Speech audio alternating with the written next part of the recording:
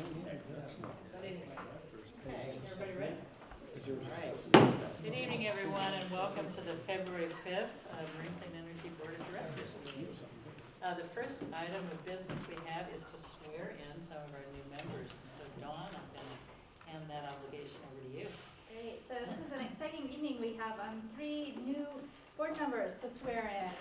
Start of a new year, and we have some new member jurisdictions. So it's really an exciting evening. And I'm going to run through the oath of office, and then we're also going to take, we don't usually do this, but I think given the new additions to the board, I think we're going to do a round of introductions as well, so that everyone kind of can put a face with the jurisdiction. So we are going to be swearing in Director McCullough, Director Schwartzman from the City of Benicia, and Director Kohler from the City of Fairfax, or the Town of Fairfax. So if y'all can stand, raise your right hand, and repeat after me. I'm sure you've probably done this before. I state your name. I, Alan Schwartzman, Do solemnly swear or affirm do solemnly swear or affirm that I will support and defend the Constitution that I will support and defend the Constitution of the United States and the Constitution of the State of California of the United States and the Constitution of the State of California against all enemies, foreign and domestic, against all enemies, foreign and domestic, that I will bear true faith and allegiance that I will bear true faith and allegiance to the Constitution of the United States to the Constitution of the United States and the Constitution of the State of California, and the Constitution of the State of California, that I take this obligation freely that I take this obligation freely without any mental reservation or purpose of evasion, without any mental reservation or purpose of evasion, and that I will well and faithfully and that I will well and faithfully discharge the duties discharge the duties upon which I am about to enter. upon which I am about to enter. Thank you very much, and welcome to the board.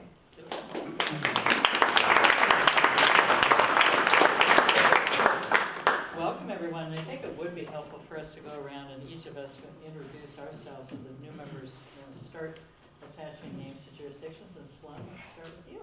Sloan Bailey, Port Madera. Bob McCaskill, Belvedere. Emmett O'Donnell, Tiburon. Kevin Haroff, Larkspur. Gary Lyon, Millbat. Brad Wagonconnect, Napa. Barbara Kohler, Andrew McCullough, San Rafael. Carla Small, Ross. Tom Budd, Richmond. Kate Sayers, County of Marin. Rich Kinney, alternate City of San Pablo. Alan Schwartzman, City of Benicia. Ray Withy, Sausalito. Fantastic. And let's also take a moment to welcome our alternate from Benicia. Would you like to introduce yourself? Hi, Christina Strawbridge, the alternate from Benicia, City Councilor. Thank you. All right, so welcome everyone. We're going to have to stop growing. I don't think we have any more table space, so we're going to have to find a much larger room here for a while. So board announcements, anyone have anything? Seeing none. Public open time for public expression for items not on our agenda. Anyone from the public would like to speak? Seeing none. All right, Dawn, report from our Chief Executive Officer. Great.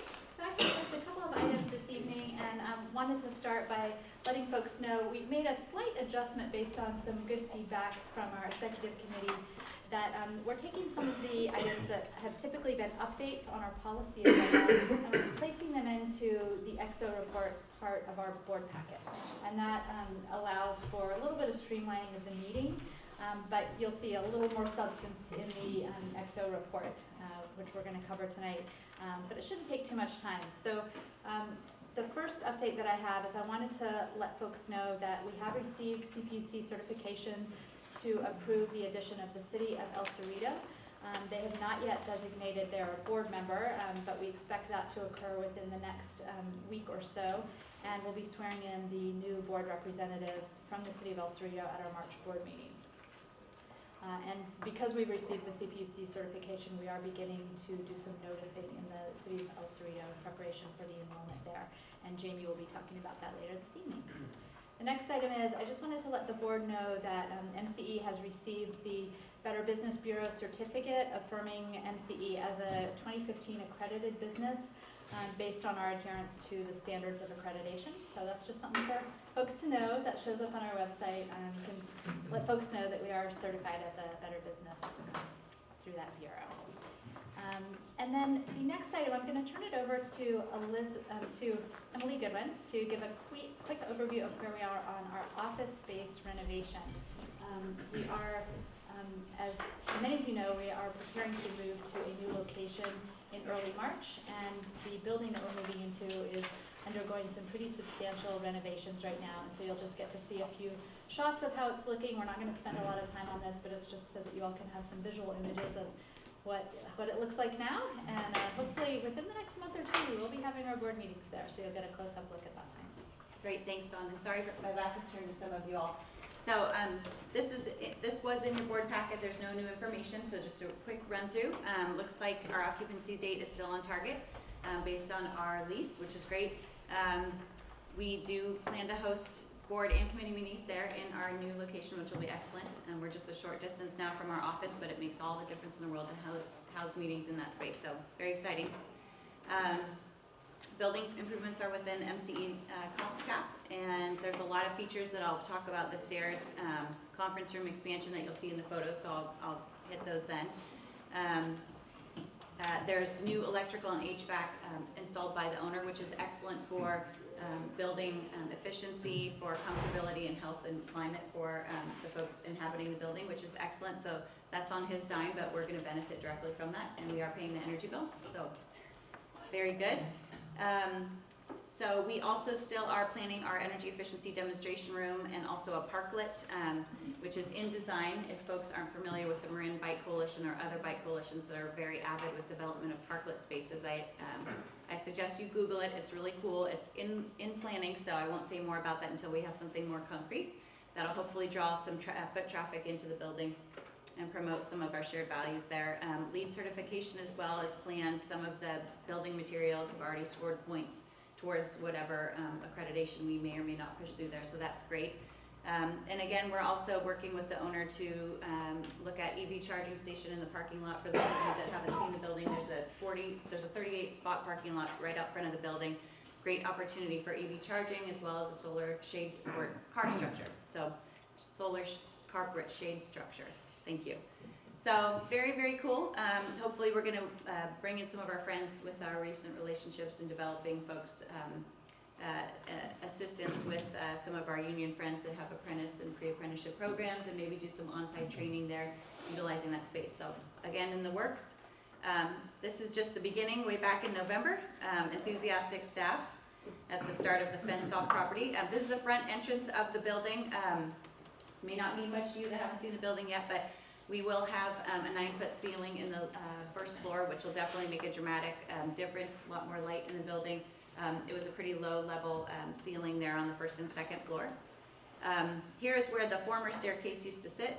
They enhanced staircase with stringer stairs instead of drywall on either side will allow for light from the top story to flood the first floor. And that's even more enhanced by 2 extra skylights that we're putting in on the second story roof. So we're looking forward to seeing that dramatic shift. Folks that have seen it know that it needed the extra light, and I think we're going to be really satisfied with that. We'll also have glass encasing around this staircase here to allow for security to the top floor to MCE staff. This is the space of the EE demonstration room. It doesn't look like much now, but that wall's been expanded, and so we're really looking forward to having kind of rotating exhibits and some competitions there with student groups and really utilizing that space. Again, it's right by the front walkway, so we're going to draw a lot of foot traffic in there and have folks come in and learn about energy efficiency, etc. In our home. So here's the site of the old conference room. Where you see the arrow was actually the west wall, and we've expanded it further out. You can see the doorway and the framing there, where we've expanded westward, which will allow for us to comfortably house these meetings in the future, and also rent this space to other community group events, which we're excited about. Here's the other side. Here's the expanded west wall and the west corridor there on the first floor.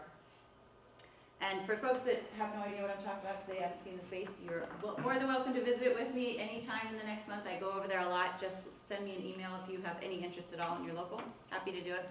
Here's the second story, and so we'll have 2 additional skylights on the roof here, which you don't see now, but are framed and ready to go, and we're really excited about that light feature that'll be in very soon in the next week. This just shows a further down viewpoint closer to the north end of the building. It's a long rectangular building, equal space layout on the first and second floor. And that's it. Boy, I did speed through that really quickly. So, I know it like the back of my hand, and I welcome questions, comments. I do want to just finish my presentation and thank again all of the active board members who have played a critical role in visiting the space, helping with design, helping give references to contractors to help us along the way. There's been some really active board members there to get us where we are today, so thanks again. And let me know if you have any questions. Do you have any questions of what it, I mean, any pictures of what it looked like before the construction began? Mm-hmm. So we can do a real before and after. Oh, yeah. Yeah, because that's going to be fairly impressive, I think. Mm-hmm. Mm-hmm. Great, Yes, good. that cool paint job and some of That the carpeting and even the wonderful mural, yeah. Yeah. We wouldn't- Claustrophobic ceiling, all that good stuff. Yes. Yeah, Yeah. great, super. And I have one more important item tonight for the end of my report, and that is to welcome Jennifer Dowdell, who's here in the audience. Jennifer, can you stand up so folks just? Sure. So, Jennifer Dowdell. Jennifer joined our team last month on an interim basis in the role of deputy director, and I just wanted to make an introduction. She comes to us with a wide range of experience in the energy field, including finance, project development, regulatory support, and management. She has worked with a variety of energy companies in the past, ranging from Calpine to PG&E, and has also worked with finance and trading companies. Her MBA is in business economics and finance from the University of Chicago. So those of you who spent time in Chicago can talk to her about that. And her BS is in mechanical engineering from Purdue University.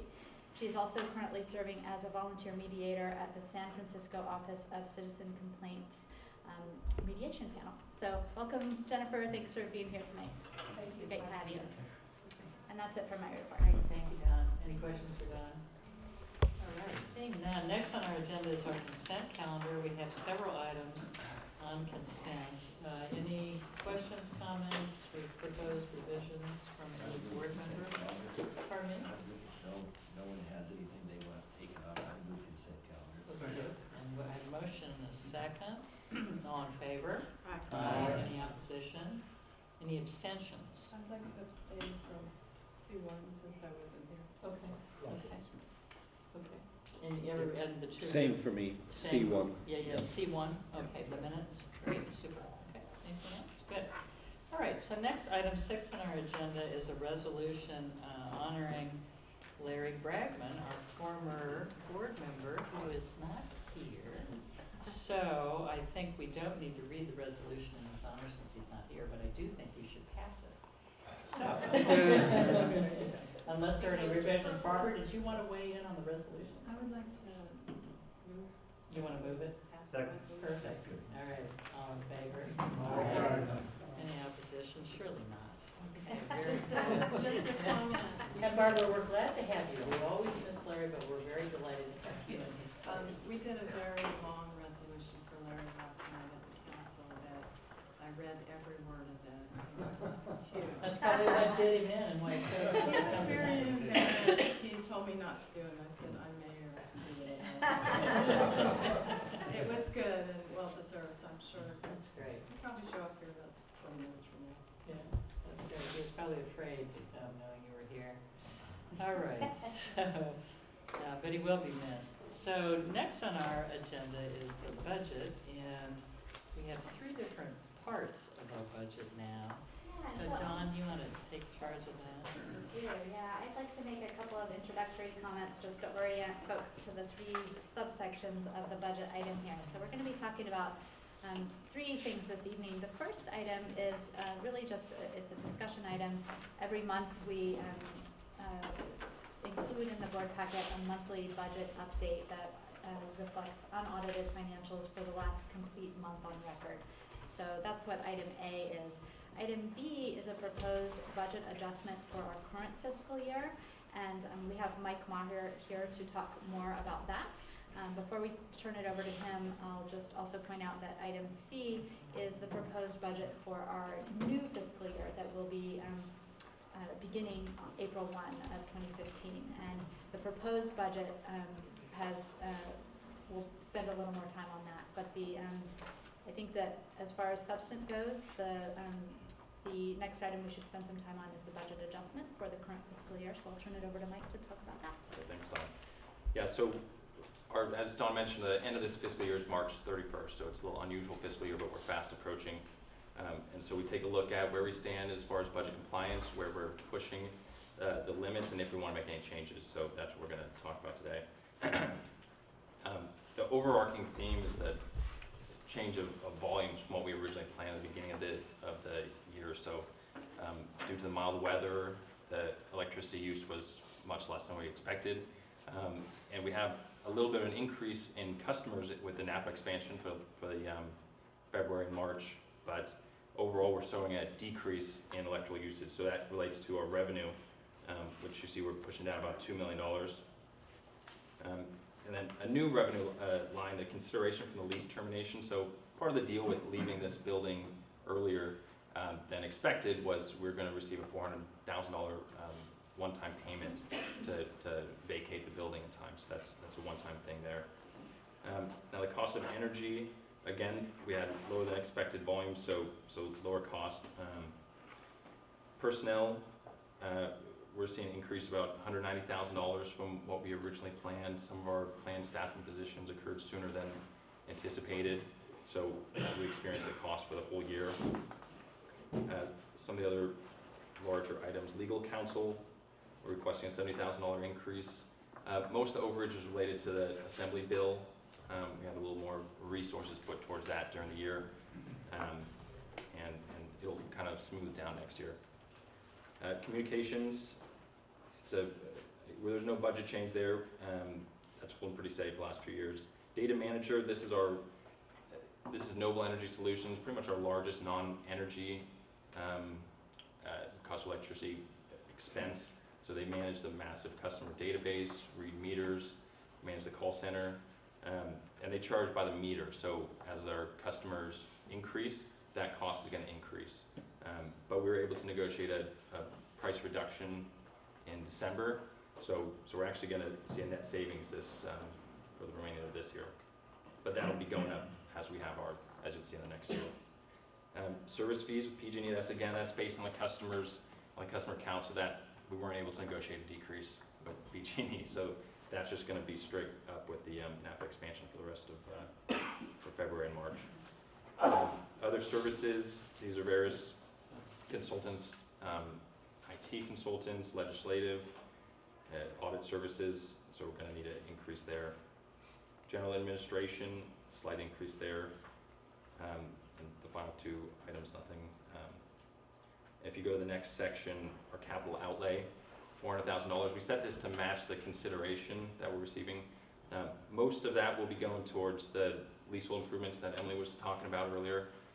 We don't plan on expending the entire $400,000 this year, but the timing of the work and the end of the fiscal year kind of intermingled. So we set that to match. There's no net effect on the budget there. And then no other changes on the debt service or the transfers. So that's pretty typical adjustments. We try to get as close as we can when we first do our estimations about a year ago, when we bring up the original budget.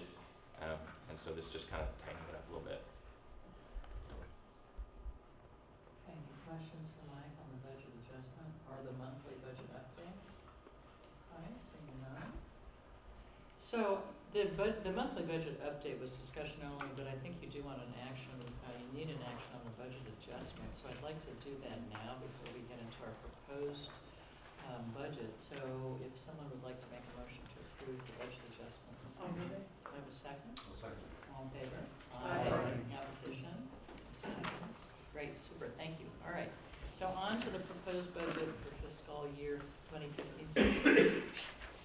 Okay, so this one starts where the other one ends in April, and this is a little more basic, the same structure, a lot of the same accounts, but it's a little more fun, a lot more dollars, a lot more going on this year. So you can see right up top we have about a 47% increase in our revenue, so that's mostly to do with the expansion into Napa and Benicia, El Cerrito, San Pablo, and then also it incorporates our proposed rate changes too. So it's a big jump from the prior year.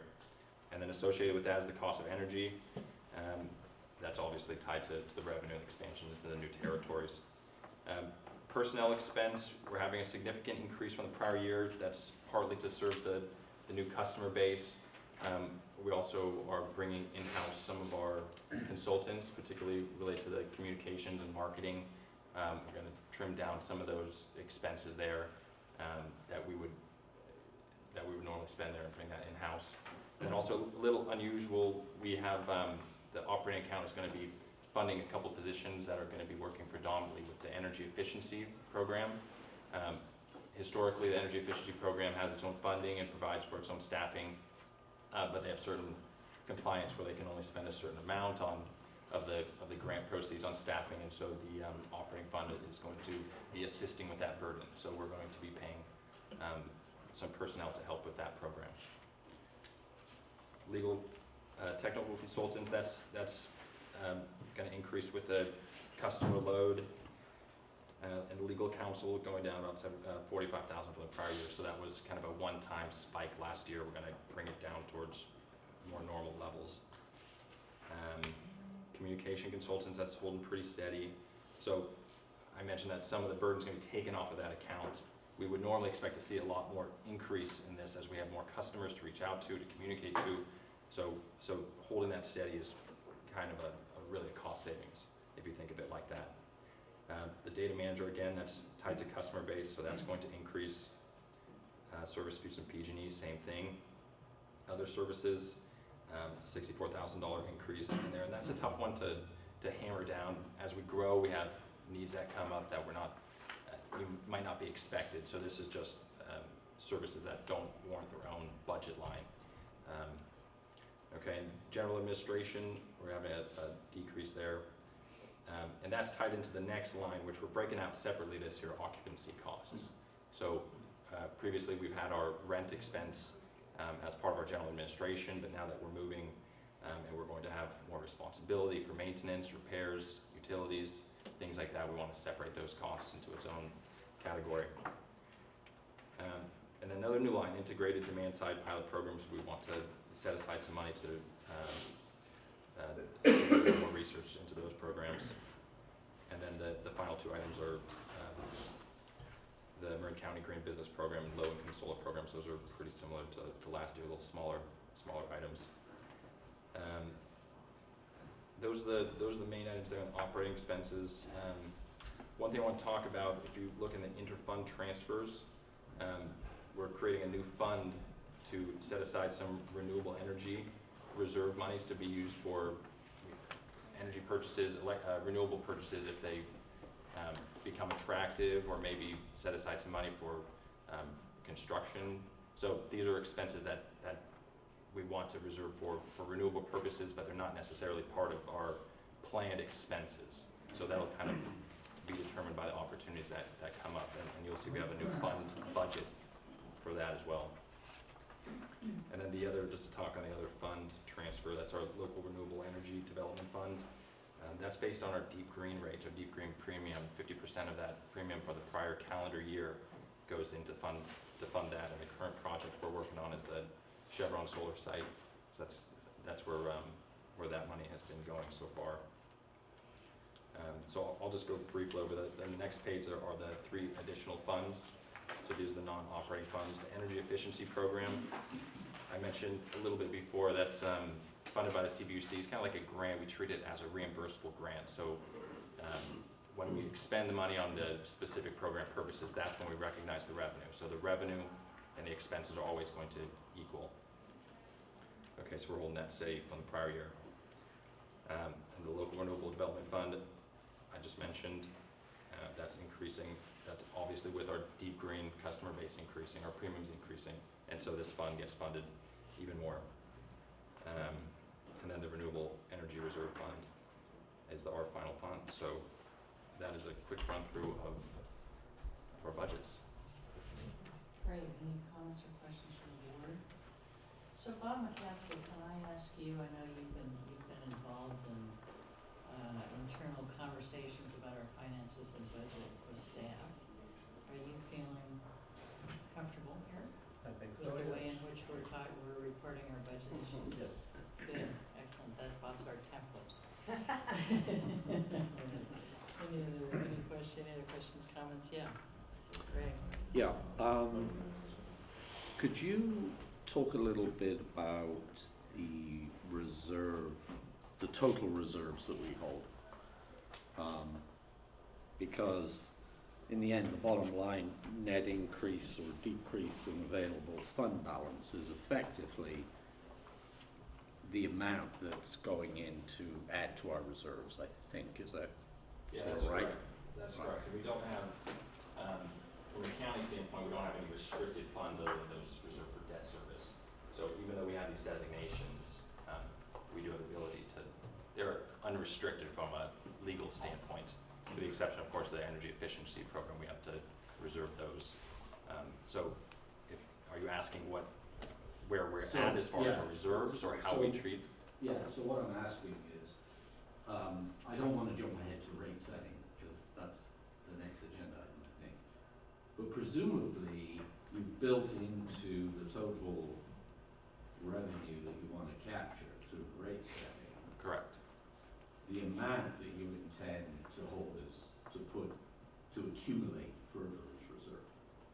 Yes. So for instance, the budget here calls for essentially 4.5 million excess, which is essentially building up by budget the reserves by 4.5 million. Exactly. Okay, so what's the total reserve right now? The total reserve, less any restricted for debt service and energy efficiency, is around 9-10 million. Okay, so I think one of the things that I've been pondering about is, what is the objective set of criteria that we use to determine what our reserves are going to be? Yeah, let me jump in on that a Yeah. little bit, and then Mike can chime in as if there's anything I missed. But typically what we target is about a 3% per year going to that reserve fund. That's what we've been doing since our very first year. And the intentions with that fund are partly to serve as a rate stability fund. As we've experienced, there are some times when rates can fluctuate from the PG&E side, and we want to be able to be responsive to that. There are times when our rates are needing to go up on an annual basis tied to our power supply costs. And so this provides just an extra place where we can go if we're needing to do some rate stabilization to make sure that we're not seeing big fluctuations from one year to the next for our customers. And it's been good to see this building up over the years since we began. We haven't yet had to really tap into it to any large degree. But we do continue to put that 3% per year into that fund because at some point it's likely that there will be a time we need to dip into it. I think also from a policy perspective, our board has often discussed what else that fund might be needed for besides rate stability. And one of the, going back to our original mission, our goal is to get more renewables onto the grid and to decrease greenhouse gas emissions. And so if there's an opportunity to do that while keeping rates competitive, there may be some actions that the board chooses to take to enter into more agreements for additional renewable energy. If we have a cushion to do that, and if we can keep our rates competitive. So I think at this point in time, we're looking at we're having an opportunity to have our rates be competitive, and we're kind of sticking with the trajectory of renewable purchases based on our integrated resource plan. But I think that it's good to keep in mind that we do have this fund that is another place that we could go if we needed to make some other investments at some point in the future.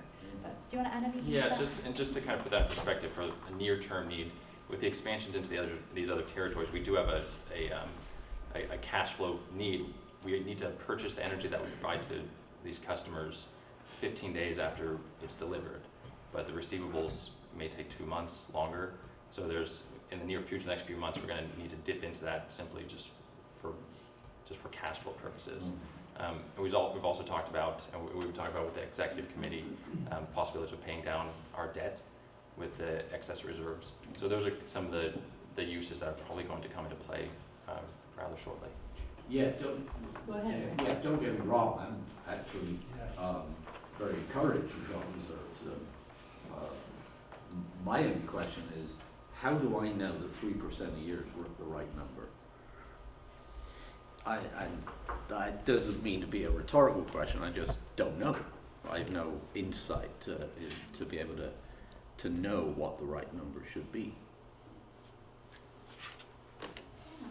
something that we had some discussion about earlier when we were getting started, and it was, we felt that it was important, although it was a bit of a stretch at the beginning, and there were times that our rates were set at a point where they were actually a little bit above PG&E's, because PG&E had made some rate decreases. But we really stuck to that 3% accrual to the reserve, just to maintain kind of a conservative accrual of revenue, to ensure that we were kind of in good shape if, you know, if a rainy day came and we were needing to provide some extra coverage for rate disparities or other things that might come up. So that's been the recommendation that we followed from the beginning. It's certainly something we could revisit though. So Don, maybe you want to talk a little bit about, or Michael, maybe, we do have a line of credit, so it's not, and we've discussed this, I think, a little bit in the executive committee and tech. If something really went awry and there was a reason for us to need extra funds, either through our reserves or some other source, we do have other sources through our line of credit. So it isn't, whatever's in our pot, our reserve pot, isn't the only safety net that's there for the agency. That is exactly right. Yeah. Did you have a question? Just a quick question. Can you refresh my memory on how we invest the reserves? Well, earlier when I mentioned that some of it is unrestricted, I might have overstated some of that balance because we do have a lockbox account with our largest energy provider, so we can't dip into those funds. So that's about a third of that reserve. And we do have a money market account for some of the excess funds that we don't spend, but the interest rates are very low, so that's minimal benefit. And we don't invest in the open market. I don't know if we have an investment policy right now. I mean, are we allowed, I mean, as a municipality, we put a lot of our money into CalTrust, which gives us a little bit more than LAIF does, so I'm just, you know, obviously you have to keep it all under, at least for us, under 5 years. You can't invest in anything outside of 5 years. So I'm just wondering if we're getting the most we can from that. Yeah, no, it's a great question, and it's something that we've looked at quite a bit, and we have quarterly finance meetings where we look at issues just like that. And I think that we'll be looking at opportunities like that in the future. This year, we actually need to have a lot of liquidity because we are covering our own working capital need for an enrollment to 4 new communities in the next 6 months. In the past, we've taken out loans in the range of $2 million to cover that working capital need. And so this time we're able to self-finance that without paying interest to anyone. But we want to make sure that those dollars are not tied up during the period of our expansion. But that's certainly something we'll be looking at doing later in the year. Well, and I think that also gets into that point where that balance of what you have in reserve and what you're paying in interest and what you can earn. And there's a point where it's you know, it's more beneficial to maybe pay off some of those higher interest items unless you've got a really low interest. So it's a balancing game, but it's something that I think should be evaluated every year. Yeah, we actually have a meeting coming up with our bank in a couple of weeks to talk about that very thing, doing refinance. And just to put a little perspective on the reserve, it is a large dollar amount, but that's about what 1 month of energy purchases is for us. So it's a lot of money, but for the organization right now, it's not, you know, a large amount in that sense. Yeah, obviously the cost of energy is the biggest expense. And I assume we've got contracts, long-term contracts that covers a lot of that. But we still have something like 35–40% that's going to be system energy, which I assume is more volatile. And I'm wondering what degree of risk is there of that number varying over time and catching us unawares. Yeah, that's about less than 5%. The system energy is less Yeah, than we're 5%. hedged up past 95%. Yeah, so the system energy, even though it's called system energy or unspecified energy, it's still fixed price by and large. So what Don's referring to is that, you know, we do have a very small proportion of our need, if you will, that is exposed to the market, which has been very favorable lately, by the way. But that's substantially, I mean, it's really, if you will, strategic in many respects. It allows an open position to take advantage of new contracting opportunities. If the market is low, we can take advantage of that. And you're also going to have some exposure just by the very nature of this industry. Weather patterns change, customers come and go, and various other things are in play that change customer energy use relative to your expectations. So there'll always be that kind of 5% that's out there uncovered, but like I said, lately that's been a good thing for the agency. Okay, and a follow-up question on the, I noticed the cost of living adjustment used on salaries. Just a curiosity, what percentage did you use and what was the basis? Oh gosh, I wish Katie Geyer was here. She's our HR person, and she uses the metric that's provided at a federal level, and she blends the COLA that's released for each quarter of the year and creates an average, which is pretty standard practice for a public agency. I think it came in around 3.1%, but I may be off. I'd have to check with her. We can let you know. That's about it. I think That's it, do you know? yeah, and we use a regional index for that too. And Katie has it, I know, but it's about 3%. Okay, good. All right, let's work our way down this side of the table. Yeah. So following up on the investment policy and the reserve comment, and now the cost of living comment, it would seem that if there's $9 million in reserves, whatever it is, and Ray had to ask you because there's nothing in here to see. So it would seem to me going forward to be helpful to have that broken out in reserves so we know where they are, where they're located, what they're restricted or unrestricted, because we have no idea. If there isn't and since most of that money, I should say, if I think I heard you just say that represents about 1 month's worth of power purchase, is that correct? But the reality is we're getting money in every single month, so the odds of having to use that $9 million in any given month is probably pretty small. Would that be correct? So that being the case, some of it can be invested, and which goes to the investment policy comment, so it makes sense to have that. And then, again, my municipality, I'm used to seeing budgets, not only this, but also some of the assumptions. So you're talking about cost of living, if things are going up, what are those percentages? And I'm just used to seeing that in something just rather than a profit and loss statement, which in essence what this is. So those are just my comments. Yeah, just to follow up to that, what might be useful for folks to reference is the monthly budget comparison or budget update, which is item 7A. That's where we have a lot of the detail for where we are with our current reserves, where we are with our current debt service, where we are with regard to all of the expenditures in our budget. And that actually does include a breakdown of some of the subsets of each item. So that's a good reference point, and you'll be getting that every month. So it's a kind of a good touchstone for where we are with each line item in the budget. And we've kind of had, we've had direction to move in a direction where there was a lot of information provided in the budget item, and then received also direction subsequently to kind of summarize it a little better. And so we're happy to make adjustments based on what folks want to see, but I think that what we have here is kind of a 3-page overview that provides kind of a medium level of detail, but we're happy to provide more if requested.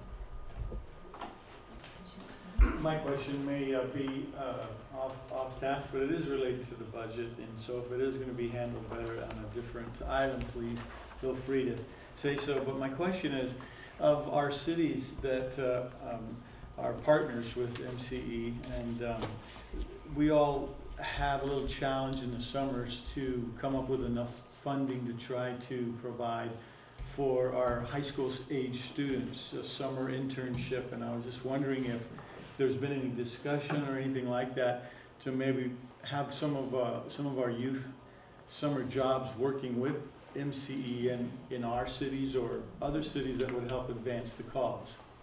Yes, we are very interested in that, so we should talk after the meeting. We'd be very interested. We do have a need for a couple of interns in some specific areas during this summer, so we'd love to talk to you about that. Terrific idea. All right, any other comments, questions from the board? We don't have a public here to comment, so I would entertain a motion to approve the proposed budget for fiscal year 2015-16. Have a second? Second. All in favor? Aye. Opposition? That's approved. All right. So on to our proposed rates, and Kirby, I'm assuming this is You're up for this item. Yeah, unfortunately, my colleague is not feeling very well. He's under the weather, he's had the stomach flu, so this would normally be John Gillespie's item, but I'll stand in this evening nonetheless, and hopefully you'll bear with me. I will note that he put together a great staff report. It's got a ton of detail in it, and so I hope you take some time to read it. I know for the new board members in particular, this may well be your first dive into the utility rate setting arena, and so I think there's some really good background. We'll touch on a lot of it tonight, but in case you want more detail, I think that staff report's a really good reference. So should I grab that clicker? Clicker is out of It's out of juice. Okay, we can go to the... Sorry. Okay, so I won't dwell on this slide very much, but we're going to go through a number of topics this evening. Start with recent rate changes that were made by PG&E, and then kind of work our way through MCE's rate setting process and the rates themselves. This is really something that dovetails very directly with the budget setting process. Rate setting is something that's carried out on an annual basis. It starts with a review of our existing rates each January and a related sales forecast to determine whether or not any rate changes are needed in consideration of our upcoming revenue requirement. MCE, as part of this process, specifies a 30-day review period. So that is really kind of what tonight starts, more or less. And we kind of kick that off this evening, and there's time for public comment, and then rates are brought back to your board in March, where where approval is requested, and then they're put into place and become effective on April 1. You can see here, this is a bit of background regarding PG&E's recent rate change. They tend to change rates quite a lot. One of their main rate changes, though, every year occurs in January, on January 1st, as a matter of fact.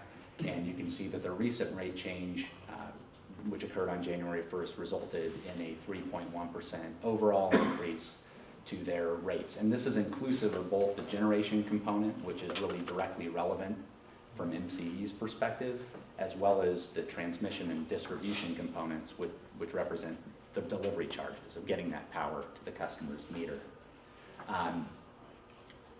If you go back to that slide, we'll hang out there for just a second. So the generation component, if you piece that out, depending on the customer class, so depending on whether or not you're a residential customer or a commercial customer or an agricultural customer, that rate change generally ranged from 2 to 3%. So that was a 2 to 3% increase just on the generation component.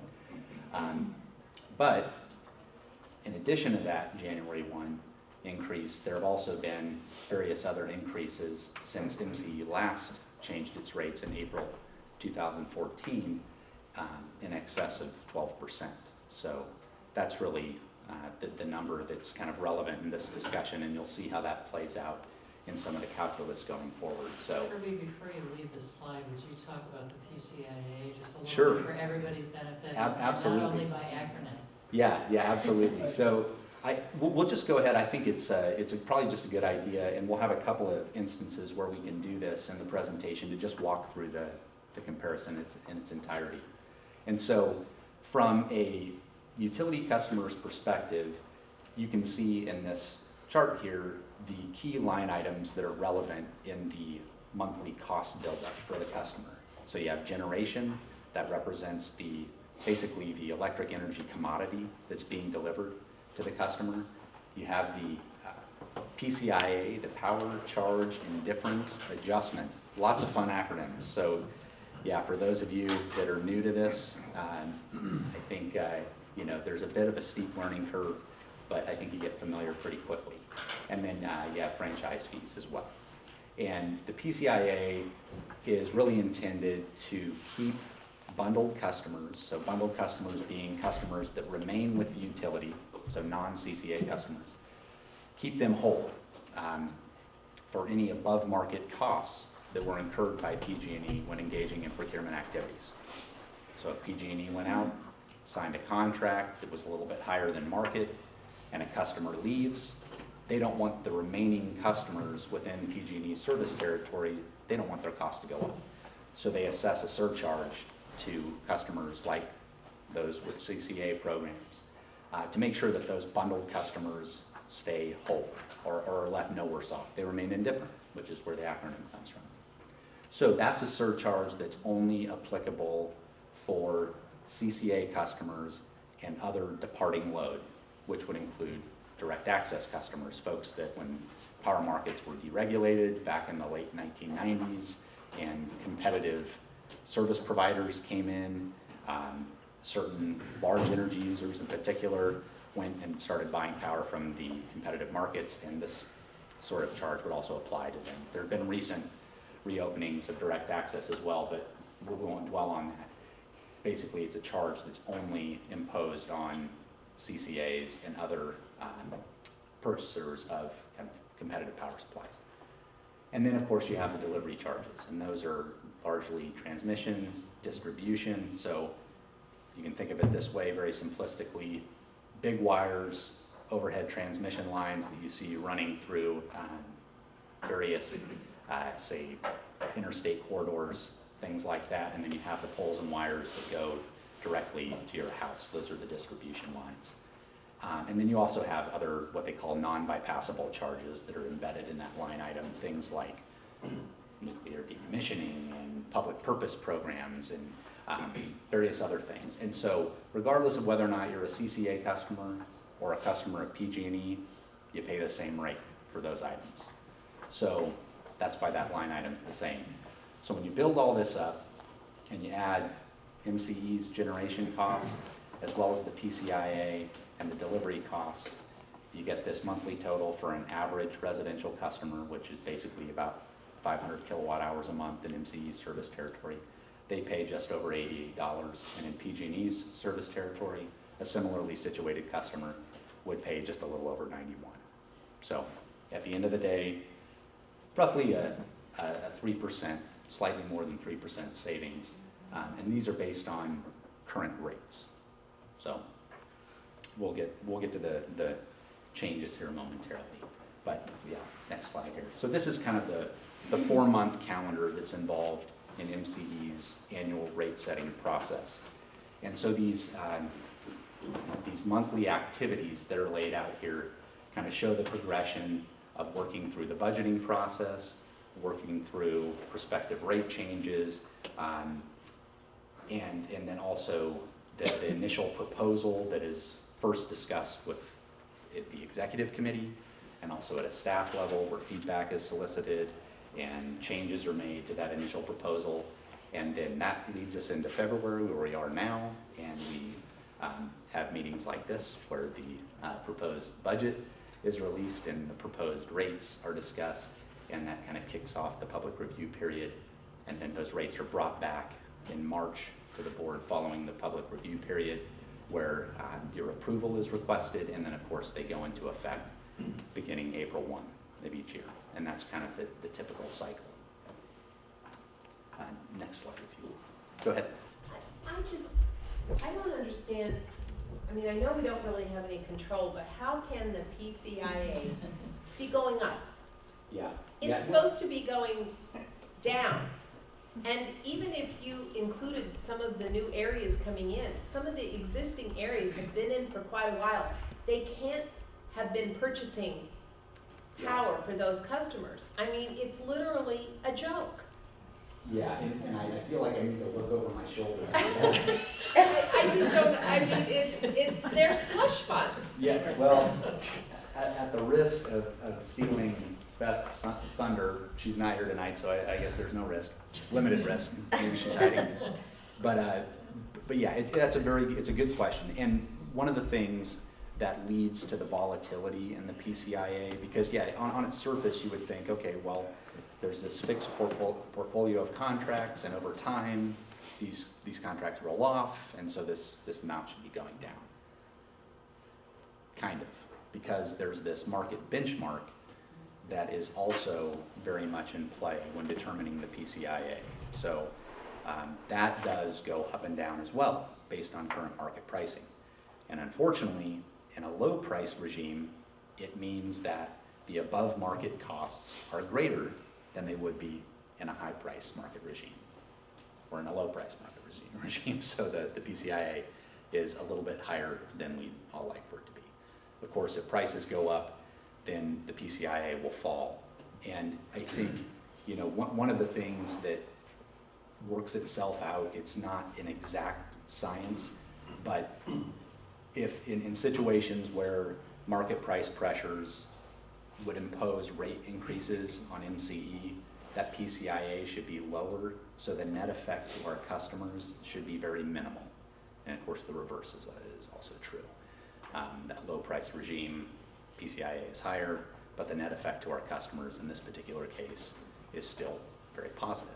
But I agree. I don't want to lose sight of the fact that there are issues conceptually with that particular charge, and I think there is a whole lot of effort and time spent by MCE's regulatory team in really digging their heels into that issue and representing MCE enthusiastically at the Public Utilities Commission in that. I guess my follow-up would be, is there ever a point in time down the road that our customers should not be paying? Yeah, theoretically the answer is yes, but I think that point in time is far enough in the distance where it's difficult to put our finger on that, and we really don't have, we have some insight into how the PCIA is calculated, but probably not as much as we'd like, and I think that's one of the things that is very much of interest in MCE's regulatory efforts, is to just make sure that we have as clear an understanding of how that's being calculated and what's included and what's not. So as we roll forward, we can see that light at the end of the tunnel, so to speak. But putting our finger on that endpoint is very difficult to do. Yeah, so I wish I had a better answer. I wish I could tell you, you know, today was the day, but. You said in the benchmark pricing that you mentioned. Yeah, that's also a PUC. PUC? There was this is going back a number of years now, but there was a pretty involved and coordinated process with a bunch of different stakeholders, the utilities, CCA interests, direct access interests, energy service providers that of course have an interest in making sure that the competitive markets stay robust. And there was an overhaul in the methodology that was employed to calculate the PCIA, and that led to some very positive changes, reductions in that charge related to the calculation. But yeah, that market price benchmark, that's something that is set by the PUC according to this methodology. And I think, you know, as time moves on, there will likely be revisiting of that methodology, generally speaking, you know, with an effort towards trying to drive that down as low as possible. But that is set by the PUC. There are also renewable adders that are included in this, and then of course the costs involved in the utility supply portfolio. So it's kind of a multi-part calculus that goes on. It's carried out again, like I said, by Energy Division at the Public Utilities Commission. And to the best of my knowledge, we don't have a whole lot of insight as to how that calculus looks. Brian, did you have a question? Yeah, how does PG&E account for their use of the PCIA? How do they account for it? Don't they have to say that? Don't they have to account for it somehow that they're using this because of this chart? You know. Yeah. So basically, that money flows back to them to offset procurement costs, and that's and you know what our customers do is they see this line item show up on their bill, and thankfully, even with the inclusion of that line item, MCE customers are still paying less than they would with PG&E. They pay that bill. The PCIA component goes right back to PG&E to offset those above market costs. And so that's kind of an accounting that they do on their end. There's above market costs, it's assumed. Yeah, well, it's all derived based on the charge itself is derived based on the methodology, and then the return of those funds by MCE customers presumably is used by PG&E to offset those higher costs. I hope that answered your question. Well, it doesn't sound like there's any accounting for it. It's a Well, black box. Yeah, it is. It's a It's a bit of a black box. I mean, that's Which tells me there's no accounting for it. Yeah, and Barbara? if I could add on just one other thing, that during the point in time when we and the other entities Kirby was kind of outlining were successful in achieving some reforms in the PCIA, we looked at the methodology or the formula that's applied every time the PCIA is set by the CPUC, and we really had a lot of success. And after that effort, the PCIA dropped about by 50%. So we have had some impacts to date. That effort took place in 2011 or the beginning of 2012, and took effect around the middle of 2012, and customers started to see a bit of a savings there, a bit of relief on the PCIA. But when we bring this issue forward to the CPUC, because the formula is very complex and the issue itself is rather complex, there's a lot of reluctancy, as far as getting back into this issue again, reopening the formula, talking about the formula. What we've been pushing for in the last year is a sunset, so that the PCIA has a time frame that it goes away. And what we'd like to see is somewhere between 1 and 3 years. We attempted to work this into legislation when we were working with Mark Leno on legislation in 2011, and we weren't able to keep it in the legislation because it was too much of a lightning rod. But it's something that we hope to push for possibly in other ways. I think that Director Small is making a very good point that these charges can stay on the bill and persist for 10 years, 15 years. There's not an actual sunset. It's really tied to the contract term, and it really does impact customers. The last thing I want to say is that last year, our customers paid $15 million in PCIA. This year, it's going to be $20 million. So just Yeah, Barbara. Yeah. 2 questions. Well, one is, possibly with the change in the board president for CPUC and the executive director also retiring, and the pressure being put on CPUC, there may be an opportunity to have more of a more fair hearing on this. But also, I was looking at your press release regarding San Francisco starting a clean energy program. Is that going to be a CCA? Yes. So with them getting in the game more power, so we may be able to exert more pressure with also the royalties being shown in the CPC. We might have more of an opportunity, I hope, in the future to push for a sunset. For example, I've heard many presentations on the PCIA and their efforts, so good job there. I have just a basic question. I didn't want to interrupt you, but so what I'm assuming is the rate changes you're showing are for light green, and I was kind of interested to see what kind of rate changes you would have for deep green, and I read through all the materials and I didn't see that, and the reason I'm interested in that is one of the things we're doing in Fairfax is trying to do a big push to get people to switch to deep green. We know we can get a huge greenhouse gas emissions reduction through that, so we want to really push for that. And so I don't want to disturb your presentation, but it would be good to hear what kind of rate changes we'll see. Maybe you could just give us a short flavor at the end. Let me just answer your question really quickly, because I think it'll be super quick if I just go ahead and answer your question. And that is that if you turn to the very back of the rate schedule, there's that kind of long tabular looking document that was an attachment to this particular item. No, it's going to be just rows and rows of numbers, basically. If you go to the very back of that. Looks like this. I'm at the very back of it. Okay. This is the back. Hold on one minute. Looks like that. Oh, yeah. Yeah, so if you go to the very Attachment A. back of the document that Dawn is holding up, I see it. there is a line item that says deep green. Option.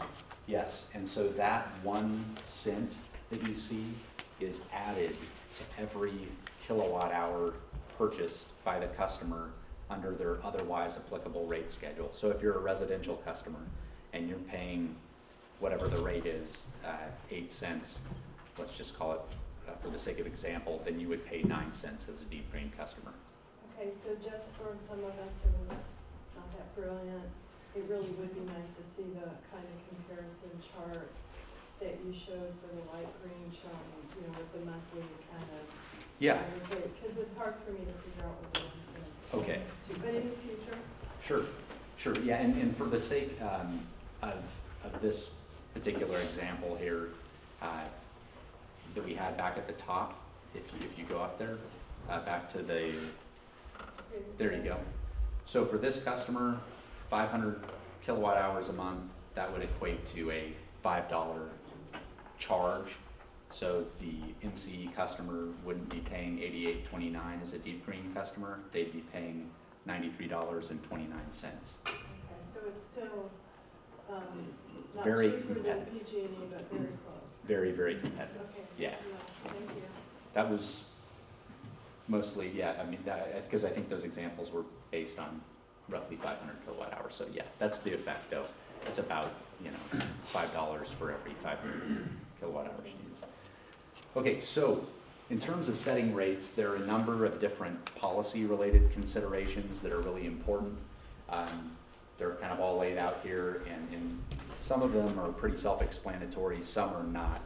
I think some of the more self-explanatory items are making sure that your rates are sufficient to recover your revenue requirements. So that's kind of item number one on this list. Obviously, you want the rates in the environment that we're in here to be competitive with the incumbent utility. Certainly, stability is another consideration, just how much rates change from year to year, making sure that you can kind of minimize those changes to the greatest extent practical. And then, of course, some of the things that are sometimes a little bit more, you know, challenging and certainly create work for Jamie and Justin and various other customer-focused folks on MCE's team are things like making sure that our rates are relatively easy to understand for the customers when they receive their bills.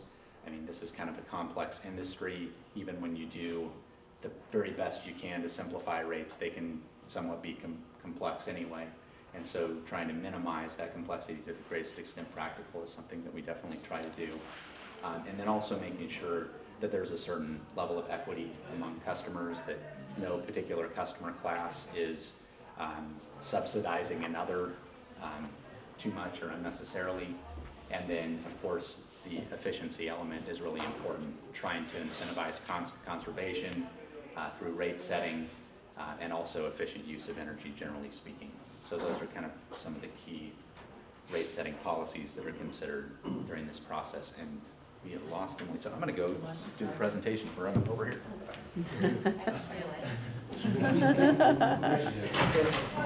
No problem. Okay, so in terms of the rate design process, there are really 4 key tasks that are completed as we work our way through the cycle, and you can kind of see them in the top boxes there: completing a sales and revenue forecast, revenue requirement development, allocating that revenue to different customer classes, and then eventually coming up with a rate design, which is really where we're at right now.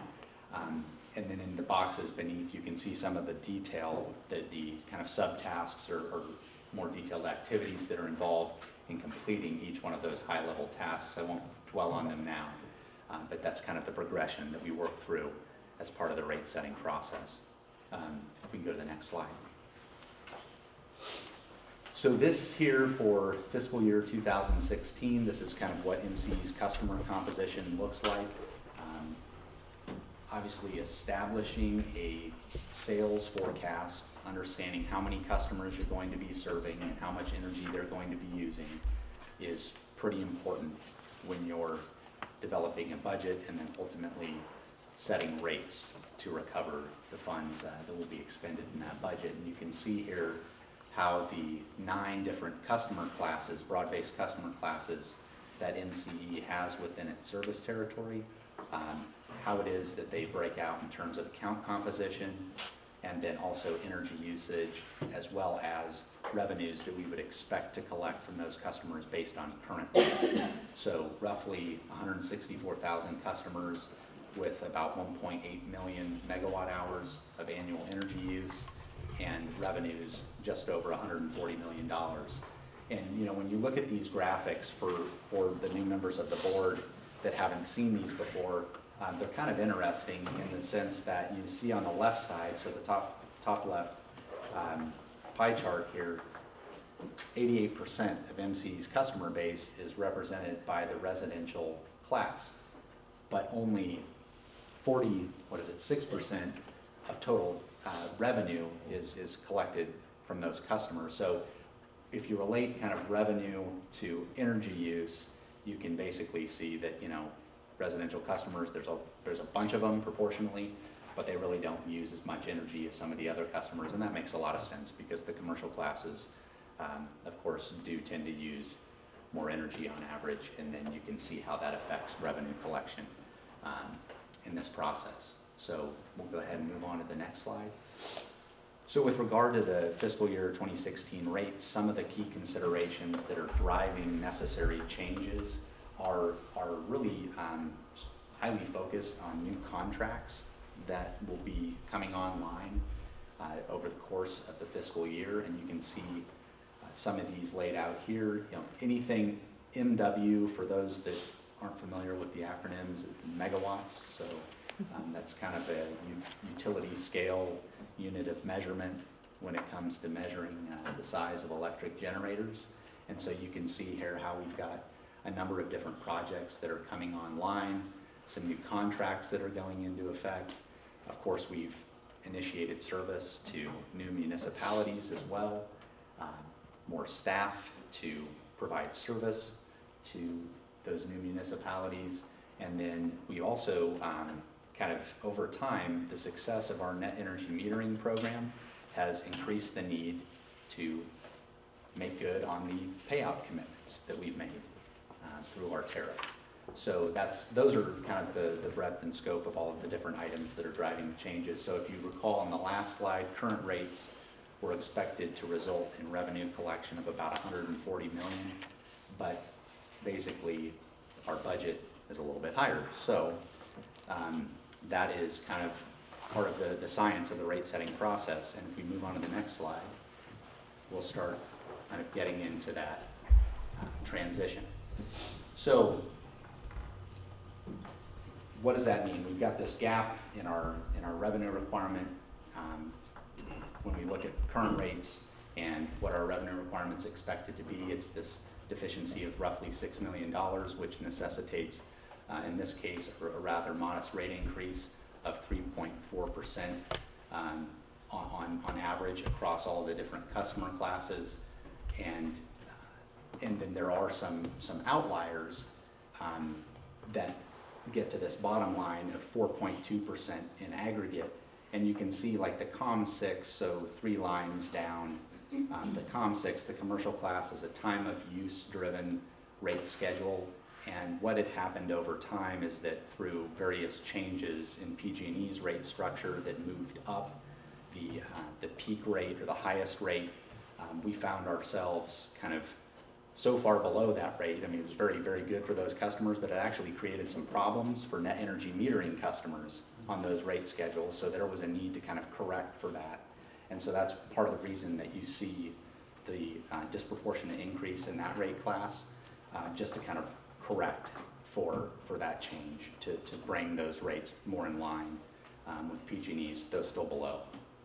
And then you'll also see on the bottom the traffic controls rate schedule, and you'll see there's actually a decrease there because those rates really kind of remain constant, more or less, on PG&E's rate schedule over an extended period of time. And so we needed to correct there to make sure that those customers were no worse off under MCE service. And then I think in the budget discussion, we also heard that there is kind of this new category that we're capturing in terms of reserves that are specifically allocated for additional renewable energy purchases. So in the event that our customers use more power than we think they will, or we see an opportunistic situation to go out and buy additional renewable energy supply, this fund will provide for that. And so that's also captured in these rate increases as well. And we can go ahead and move on to the next slide.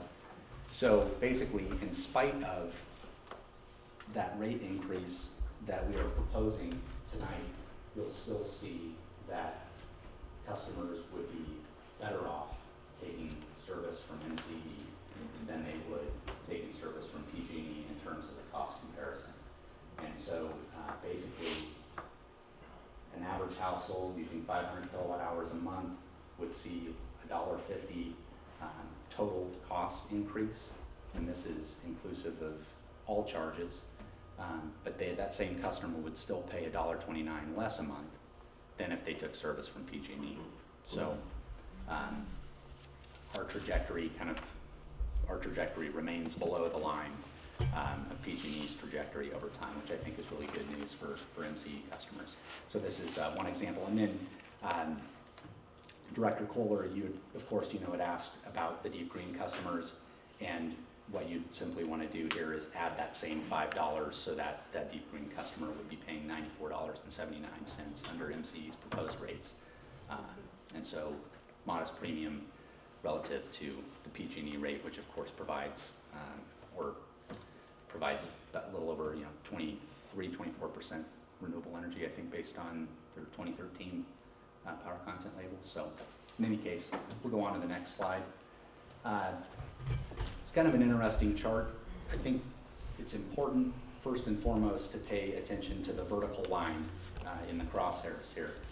Any point to the left of the vertical line, and by the way, all of these blue diamonds represent the customer classes within MCE's service territory. So all of these blue diamonds, to the extent they're to the left of the vertical line, that's good news. That means they're saving money. Now, when we look at the horizontal line, that one's kind of interesting because that is where cost of service comes into play. And so you can see how certain of these customers that are, we'll just say, look at the residential diamond down there that's kind of close to the crosshairs. Those customers are actually paying less than it costs to serve them, whereas other folks, other customer classes on the high side of that line are paying slightly more. And this is where, and this is also true in the PG&E rate setting process as well. And so this is kind of where the science of rate setting meets the art of rate setting, and trying to figure out how to balance considerations related to cost of service, rate competitiveness, and then equity amongst customer classes. And so in spite of these differences in cost of service, the good news is that MCE is able to set rates in such a way that all customers are saving money relative to what they would otherwise pay. And still, nobody's off the chart. The cost of service is generally pretty well aligned with the rate that's being charged. So that's also something that's really important. Of course, if you're on the line, that means the cost of service is basically equivalent to the rate. So there will be differences. That's expected. That's kind of a known outcome of the rate setting process. But at the end of the day, I think MCE's customers are in a very good situation as a result of the rates that are proposed here. So we can go on to the next. Can I just ask a question? Yeah. So going back to the deep green for commercial, so I guess what I'm sensing is that the rate changes that you're proposing are really light green, and the cost differential on top of that for deep green is not changing? It's not changing. Okay, well, that's good to know. Yeah. Because we're trying to push commercial, and ours are mostly 1, 6, and 10. Okay. So I just wanted to know if that was changing much too. And we can provide you with a breakdown that shows what the difference is for each commercial class.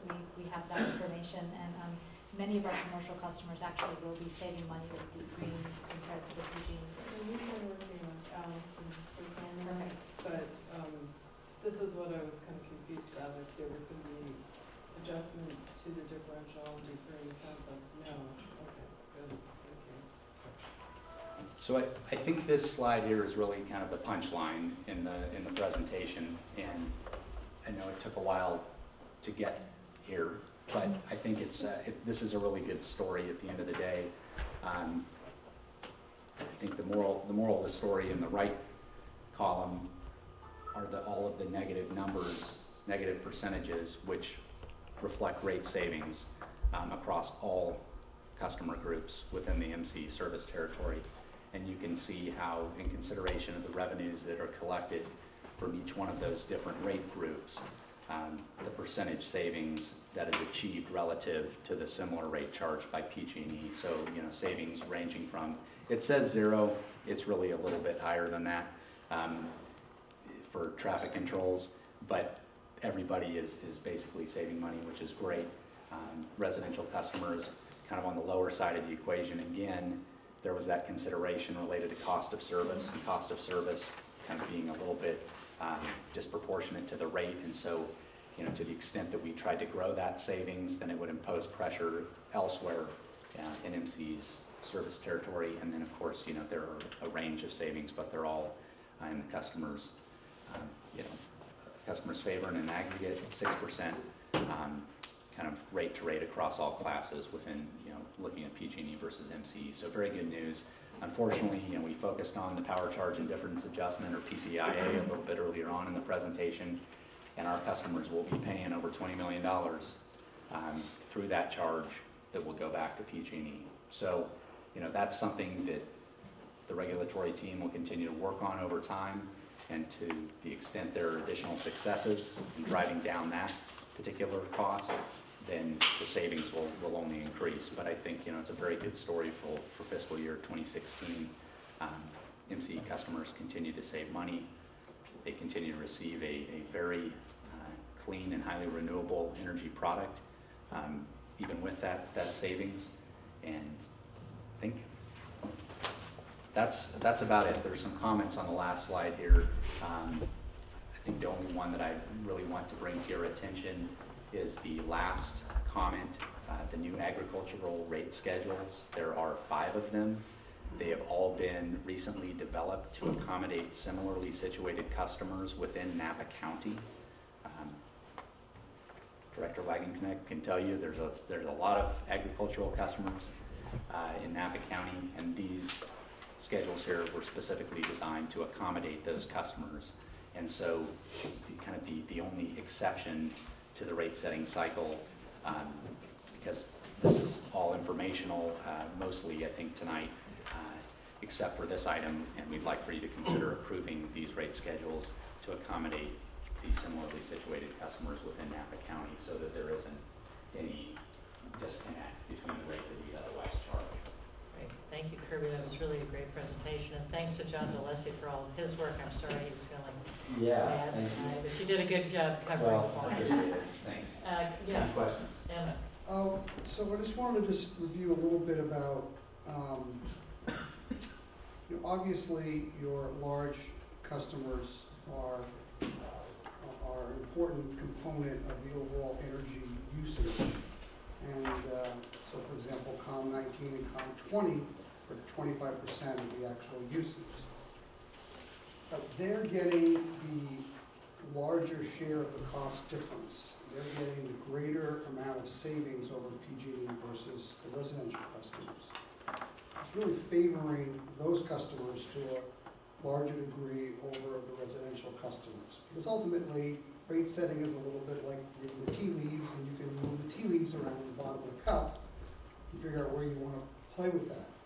And I wondered if you could comment on why that strategy is such.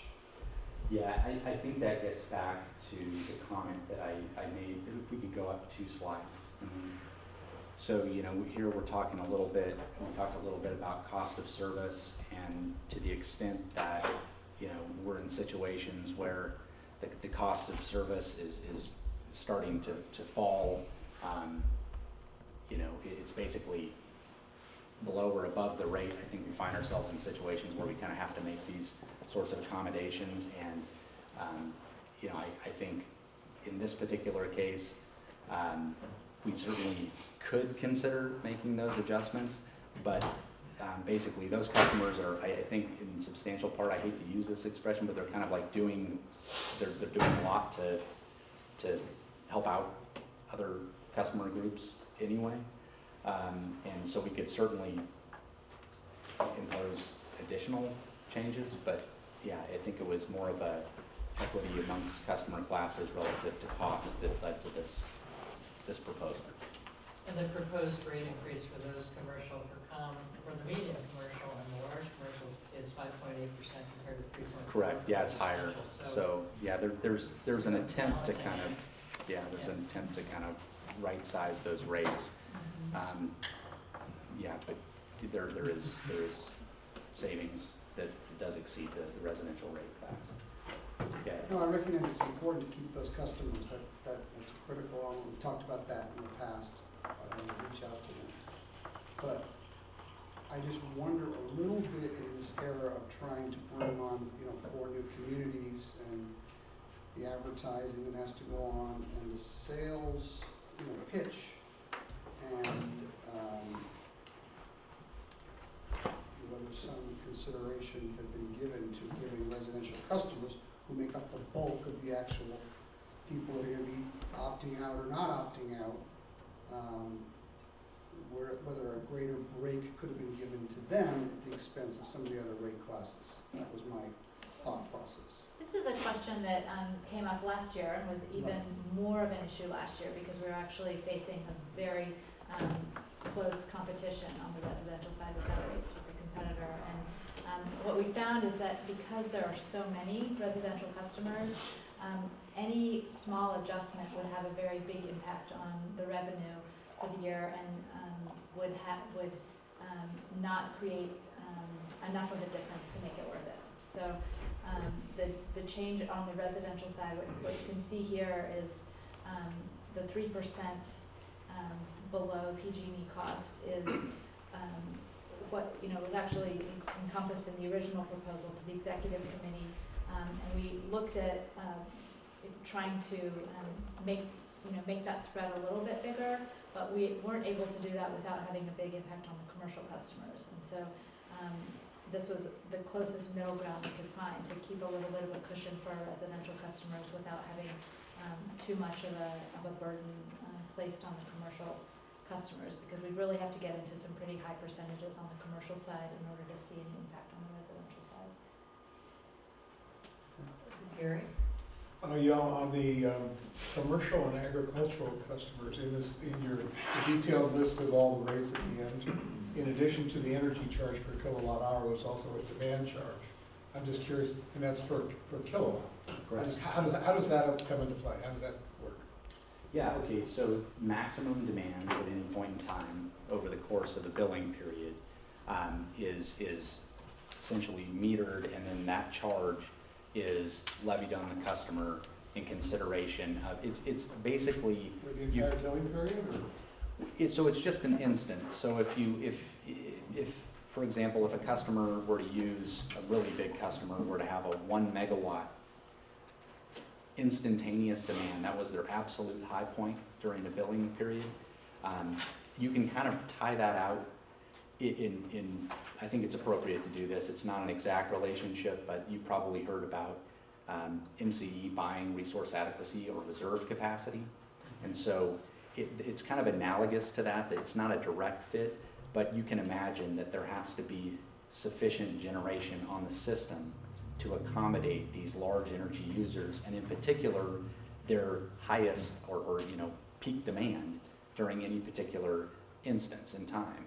And so that charge is really intended to offset the costs of providing for that generation for those customers. And so it's a momentary, it's one instance, it's the high point during a billing period, and my understanding is that only applies in the summer months. Mostly peak time. Yeah, so, and then, that customer is basically, it's billed the number of kilowatts that was metered at that one instance, multiplied by that rate, and that is just a single line item that shows up on the bill as a demand charge. So. Yes. Given PG&E's recent disclosure that it's going to start offering light green and deep green, has this factored into the sort of strategic thinking on rate setting now? And over the course of the next year, I realize that the goal here is to do it no more than once a year, but if we're pegging ourselves to a competitive rate, what is that competitive rate going to be going forward? Well, yeah, it's interesting, it's a good question. So there, this kind of, what is it, community solar, whatever they characterize it as. The initial information that's been put out about that proposal is kind of targeting a 2 or 3 cents, something in that range, premium for a project, a solar project built somewhere within PG&E service territory. And I think one of the things, it's interesting how this proposal kind of followed a program that MCE has already put in place called Local Soul, which is, to be perfectly plain, Local Soul is a truly community-based solar program. Projects are built within MCE's service territory, nowhere else. The premium is roughly equivalent to what PG&E is charging.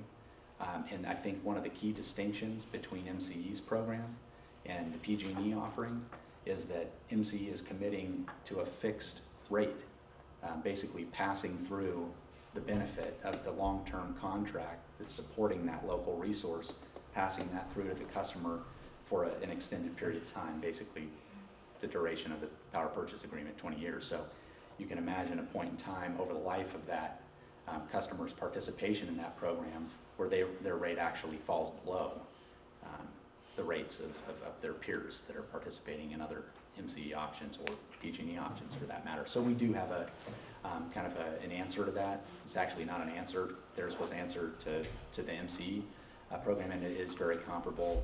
And I think the difference is that, based on my understanding as a participant in the PG&E program, you could very easily live in Mendocino County and be buying power from a facility located in the Central Valley.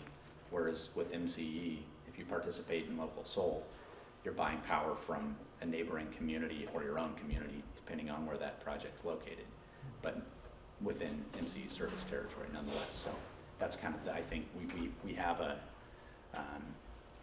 option for our customers that is at least as good as what's being offered by PG&E. Other questions or comments? Seeing none, I'd entertain a motion. And what you need at this point is a motion to approve the proposed rates on attachment A, all subject to final approval of the rates in March. Correct. And then the Yeah, tag Dawn. to that would be the 5 ag rate schedules that will be relevant for Napa County customers. Those would be essentially going to immediate effect starting tomorrow. But I think Dawn has something. Dawn, to add. did you That's want to? exactly what I was going to say. Okay. Thank you. So, Okay, yeah, that's- so those rates go into effect immediately, and Yes. then we still have the 30-day public review of the proposed rates. Yeah, and I think, yeah, I don't know, process-wise, that's the recommendation, and I think that answers the needs of the Napa County customers and immediately and provides public review for the full schedule of rates. Yep. Great. John, anything else you want to add? I'll just point out that the rates you received in your supplemental schedule are the ones that Kirby is referring to. They're the ag rates that need to be approved. In the near term, there were a couple of Napa customers that weren't showing up in the historical usage information, but we received enrollment requests for these customers, and we now need rates to bill them on. So we've developed rates that are in line with the existing policy, and so that's what is up for, what's being recommended for action this year. We need 2 motions, or can we? Just one motion. The rates, we don't need to take any action on the overarching rates because those are just proposed now and under the review until our next board meeting. Brad, I think you should know this. I move the requested actions that have been outlined. Thank you. And second, all in favor? Aye. Any opposition? That's approved. Thank you, Kirby. Thank you. Don, everybody. All right. So now on to the communications update. Jamie. Great. Thank you. Well, I'm going to keep us on this rate train for just a moment. Now that you all have accepted these proposed rates, it's our team to communicate that to the general public in our service areas. So I don't have a PowerPoint today, but you may have reviewed the staff report that I included in your board packets, and it outlines the process that we follow for public noticing. And so We do a couple of things. Of course, we include all of the rates, the proposals, and we update our cost comparisons with those proposed rates on our websites. We provide all of that to our call center and all of the in-house staff so that we can communicate that in all of our future conversations with customers.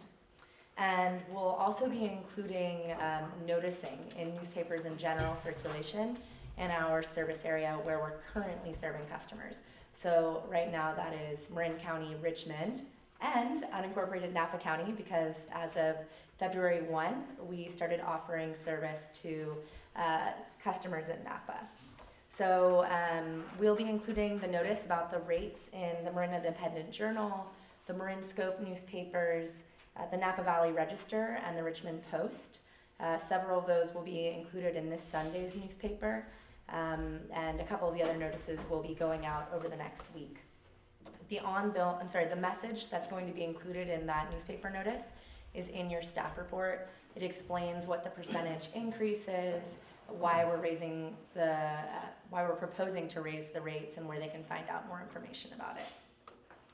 In addition to the newspaper noticing, we also include direct messaging to our customers. So for all of the Marin and Richmond customers, we'll be including a message on the MCE portion of the bill that describes the same thing, what the percentage of the rate increase is, when it will take effect, and where they can find more information about that. The Napa County customers won't be getting the notice on their bills, and that's because of the timeline for enrollment in Napa. Not all of the customers would be able to get that notice on their bill before the proposed rates come into effect. So we are including that message on the 4th enrollment notice that's being mailed out to customers in unincorporated Napa County. And another part of your staff report was an attachment that looks like this, and it shows the notice mailing schedule for all of our communities that we're offering service to this year. So the 4th notice for customers in unincorporated Napa County is going out on February 12th to half the customers and the other half at the end of this month on February 26th. Do you guys have any questions about the rate noticing or any comments on that before I? How much have you increased your staff, Jamie, to deal with this? There are 6 of us on the team now, on the public affairs team, and we have an intern who started part-time. Yeah, so pretty exciting. So with that, I'll give you guys a little bit of an update about what's going on with community outreach. We have our hands full for sure, but it's going really well. We're focusing, of course, on all of the new communities, so Napa County, Benicia, El Cerrito, and San Pablo. And you have already seen the outreach plan for the County of Napa, and our team's been really busy reaching out to all of the community organizations. You might remember that lengthy list of organizations. It took up a few pages, single-spaced. And our team has sent a letter, made phone calls, and sent an email to every organization on that list. And we've had dozens of meetings in unincorporated Napa County. They've been going really well. We had our first MCE hosted general community meeting in the city of Napa a couple of weeks ago, and we had a really good turnout and great conversation with folks. So we're excited to be replicating that kind of outreach in Benicia, San Pablo, and El Cerrito. So also included in your staff report are the outreach plans for those 3 communities. They are similar to Napa's, where we are identifying a variety of organizations and community groups and key businesses that we would like to reach out to. Again, we'll be planning to reach out to all of them with phone calls, emails, and letters before the scheduled enrollments. The enrollment for those 3 communities is scheduled for this May. And we're also beginning to send out enrollment notices to those customers. So we have at least 1 enrollment notice going out every week, starting this week for February and March. And then the notices start to scatter a little bit less in April, May, and June.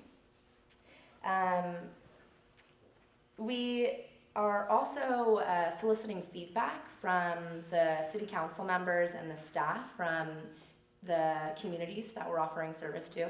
I keep saying their names, but El Cerrito, San Pablo, and Benicia, because we've already gotten that from the County of Napa.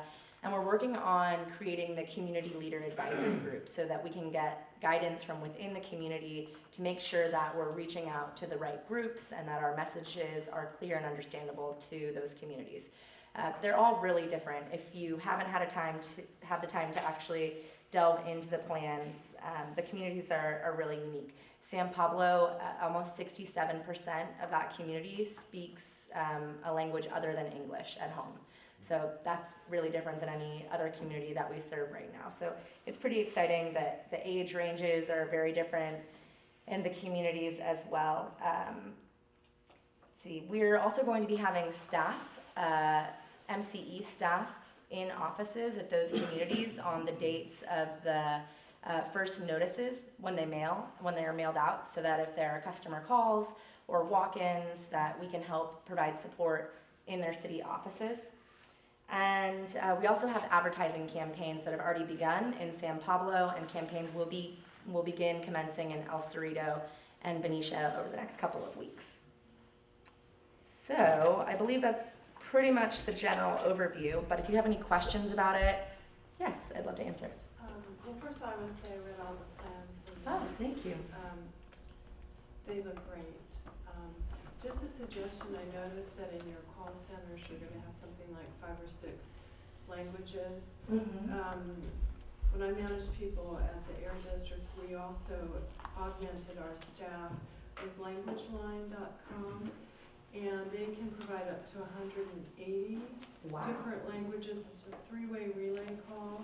So it wasn't used all that frequently, and it's pretty inexpensive, but it may be a way that you can augment, because I noticed in looking at the makeup of those populations, you are going to have some folks with different languages. I mean, yours is very extensive, but it's inexpensive and it worked really well for us.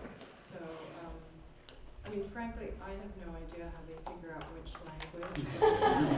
180 when someone calls, but as soon as someone calls where it's not a language that you can easily switch somebody to an interpreter, you just call them and they figure it out and they do a 3-way call.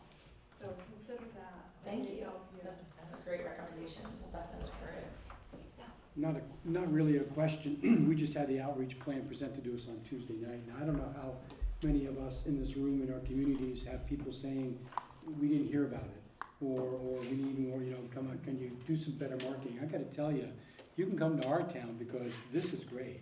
I mean, if you're able to really reach out to all these people, everyone's gonna have a pretty good idea what's going on, so I think it's a wonderful outreach plan. Great. Glad to hear it. Thank you. Anything else? Comments? Questions? Thank you, Jamie. Thank you, and huge kudos to my team as well. Oh my gosh, no Say kidding. that. Yeah, got a lot on your plate. It's exciting. Yeah. Thanks. Thanks, Jamie. Excellent. All right. Any board members, staff matters? We haven't I'd just considered? like to make a comment, Yeah, to please. follow up on something that was said earlier. If you're meeting with the finance committee, do you all have an investment policy that's in writing? No, not at this Okay. time. It's something I- we'll be developing in the fall. I think as this entity grows, it's really needed. Great, thank you, Because Donna. you're gonna have a lot more dollars. Yeah, And yeah. that will be, once it's drafted at the finance committee level, will be coming to XCOM and then to the board. I'm gonna say our first member on that ad hoc committee. Oh, that's okay. All right, is there anything, anybody else want to be assigned to an ad hoc